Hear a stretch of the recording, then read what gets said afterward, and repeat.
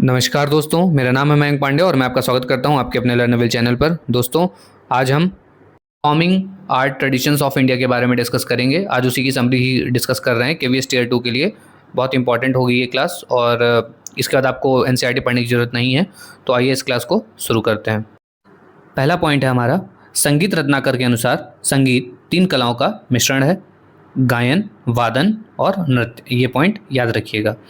इसके बाद अगर हम बात करें कि संगीत का जन्म कहाँ से हुआ है, तो इसका मूल स्रोत है आपका सामवेद। ठीक है, सामवेद को संगीत का मूल स्रोत माना जाता है। ठीक, और इसमें होते हैं 3 मूल स्वर। कौन कौन से, ये इंपॉर्टेंट है: उद्दात, अनुद्दात और स्वरत। ठीक, स्वरत, स्वरित, इसको स्वरित भी कुछ जगह बोलते हैं, तो उससे कंफ्यूज नहीं होना है। उद्दात ऊंचा स्वर होता है, अनुदात नीचा स्वर होता है और स्वरित इन दोनों का मेल होता है। उद्दात और अनुदात का मेल स्वरित होता है।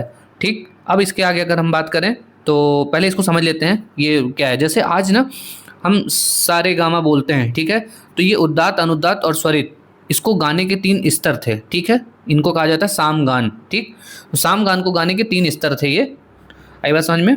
इसके बाद बात करें तो संगीत की धाराएं, संगीत की 2 मुख्य धाराएं रही हैं। एक रही है मार्गी, ठीक है, आध्यात्मिक मुक्ति के लिए, और एक रही है देसी लोक मनोरंजन के लिए। एक पूजा पाठ वगैरह से संबंधित समझ लीजिए थोड़ा सा, जो अध्यात्म से जुड़ी हुई चीज़ों से थी, और दूसरी थी लोक मनोरंजन के पर्पज से। मध्यकालीन विभाजन, इसमें भी संगीत को 2 पद्धतियों में बांटा गया। आप बहुत अच्छे से जानते हैं कि हिंदुस्तानी म्यूजिक और कार्नेटिक म्यूजिक, ये मेनली इसका मेन डिवीजन है ना। इसके बाद बात करें घराना सिस्टम, जैसे ग्वालियर घराना, जयपुर घराना, है ना, ऐसे अलग अलग घरानों के नाम होते हैं, कलाकार जहाँ से बिलोंग करते हैं। तो ये घराना सिस्टम गुरु शिष्य की परंपरा पर ही विकसित रूप है, जहाँ किसी विशिष्ट गायन या वादन शैली को पीढ़ियों तक संरक्षित रखा जाता है। मतलब जैसे किसी के दादाजी थे, फिर उनका बेटा, फिर उनका बेटा, तो ऐसे आज भी वो सिस्टम चलता आ रहा है। ठीक, इसके बाद अगर बात करें वाद्य यंत्रों का वर्गीकरण, भरत मुनि के नाट्य शास्त्र के अनुसार वाद्य यंत्र 4 प्रकार के होते हैं। ये बात याद रखनी है कि इसके नाट्य शास्त्र के अनुसार, भरत मुनि के नाट्य शास्त्र के अनुसार आपके वाद्य यंत्र 4 तरह के होते हैं। पहला होता है तत्। तत् का मतलब है तार, ठीक है, स्ट्रिंग इंस्ट्रूमेंट्स, तो जिनमें तार हो, जैसे गिटार या सितार। ठीक है, तो तत् मतलब होता है तार।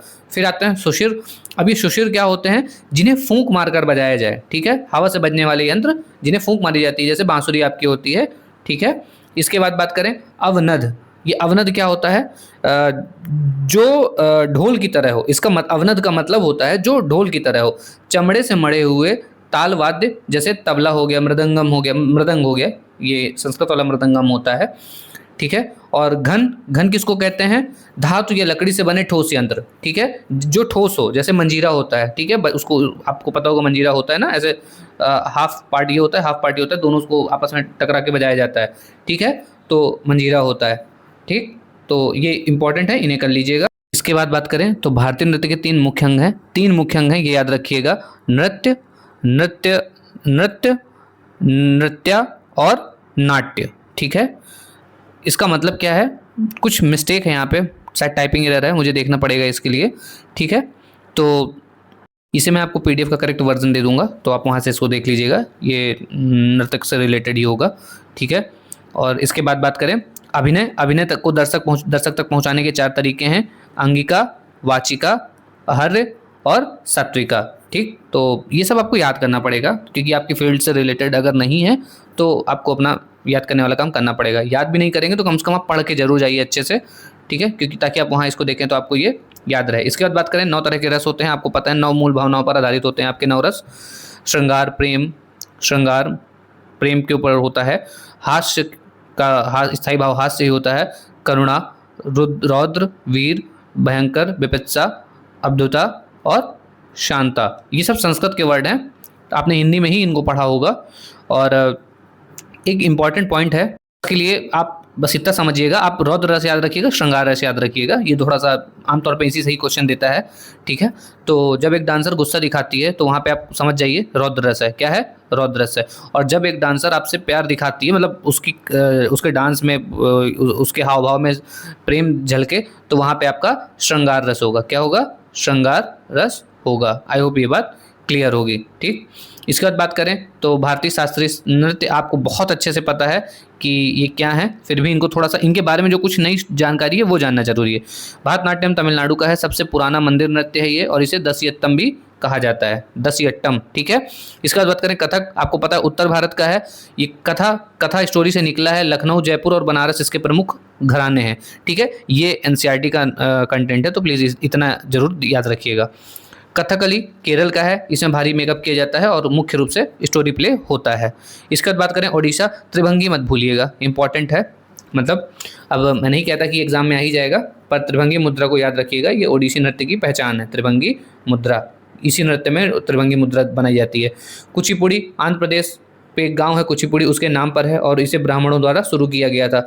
हो सकता है आपसे पूछे ब्राह्मणों द्वारा कौन सा नृत्य शुरू किया गया था, तो वो कुचिपुड़ी है। मणिपुर वैष्णव परंपरा पर आधारित है। ठीक है, रासलीला पर ही आधारित है ये। इसके अलावा बात करें मोहिनीअट्टम, तो ये केवल महिलाएं इसको करती हैं, इसमें लाल से और सफ़ेद वेशभूषा अनिवार्य है। सतरिया असम का है, संत शंकर देव ने शुरू किया था, इसे एकांकी नाटकों को अंकी नाट भी कहा जाता है। ये सारा आपको पीडीएफ मिल जाएगा ग्रुप पे, तो आप वहाँ से इसको अच्छे से कर लीजिएगा। एक बार फिर से इसको देख लीजिए। अभिनय के 4 प्रकार, नवरस और ये 3 अंग। ठीक है, नृत्य और नाट्य। चलिए, मुझे करेक्ट नहीं करना पड़ेगा, सही लिखा था वहाँ पे। आई होप ये बात क्लियर हो। इसके बाद अगर बात करें पंचम वेद, देवताओं के आग्रह पर ब्रह्मा ने 4 वेदों का अंश लेकर नाट्य वेद बनाया, जिसे 5वां वेद कहा जाता है। मुझे ऐसा लगता नहीं कि एग्जाम में ये पॉइंट आएगा, ठीक है, पर फिर भी पढ़ लीजिएगा, आपको नॉलेज होना चाहिए बस। अगर कुछ लिखा है तो पढ़ने में क्या खराबी है। तो नाट्यशास्त्र, इसके रचयिता कौन है, ये याद रखिएगा, नाट्यशास्त्र के रचयिता हैं आपके भरत मुनि। यह नाटक नृत्य और संगीत पर सबसे प्राचीन ग्रंथ है। कौन सा नाटक नृत्य और संगीत पर सबसे प्राचीन ग्रंथ है, तो आपका नाट्यशास्त्र। इसकी रचना किसने की, भरत मुनि ने की। ठीक है, लोकमंच क्या होता है, लोक रंगमंच फोक थिएटर होते हैं, छोटे छोटे। आइए डिस्कस कर लेते हैं, तमाशा वगैरह से रिलेटेड है ये। भारत के विभिन्न हिस्सों में कुछ प्रसिद्ध शैलियाँ हैं, जैसे भवई गुजरात और राजस्थान में है, तमाशा आपके महाराष्ट्र में होता है, नौटंकी उत्तर प्रदेश में होती है, जात्रा आपके बंगाल और ओडिशा में होता है, भांड पाथर आपके कश्मीर में होता है और यक्षगान आपका कर्नाटक में होता है। पता नहीं, कुछ लोगों से पूछो यक्षगान कहाँ होता है तो बताते हैं कि तमिलनाडु में होता है, तो उसको नहीं आपको करना है, ये बात याद रखिएगा। अब बात करते हैं आपके महत्वपूर्ण ग्रंथ और उनके विद्वानों की। तो आपको पता है नाट्यशास्त्र भरत मुनि ने दिया था। बृहदृषि मतंग मुनि ने, इसमें पहली बार देसी राग का वर्णन मिलता है, अच्छा पॉइंट है, इसको याद रखिएगा। और संगीत रत्नाकर पंडित सारंग देव ने दिया था 13वीं सेंचुरी में। ठीक है, और मॉडर्न म्यूजिक से रिलेटेड है आपके वीएन भाटखंडे और वीडी पालुस्कर ने संगीत के आधुनिकीकरण और दस्तावेजीकरण में बड़ा योगदान दिया। बस आपको इतने ही पॉइंट इस पीडीएफ के हिस्से से याद करने हैं, पढ़ के जाना है। इस पीडीएफ को आप 3-4 बार पढ़ भी लेंगे तो हो जाएगा। और अनावश्यक किसी भी वीडियो को देखने में समय नहीं बर्बाद करिएगा, whether it is about answer writing और एनीथिंग एल्स। ठीक है, आपकी लेटर राइटिंग हो, कुछ भी हो, आपको फालतू में अपना वक्त नहीं बर्बाद करना है, आपको पढ़ना पड़ेगा, कंटेंट पढ़िए और अपना काम करिए। ये पीडीएफ आपको टेलीग्राम ग्रुप में मिल जाएगी। और आपकी कोई पर्टिकुलर क्वेरी है, ठीक है, किसी टॉपिक को समझना है, कुछ है, तो आप मुझसे इंस्टाग्राम पे उसके लिए मैसेज कर सकते हैं, ये मेरा इंस्टाग्राम है। और fuel your future will and will have a bright future in this and God bless you all. Thanks for watching.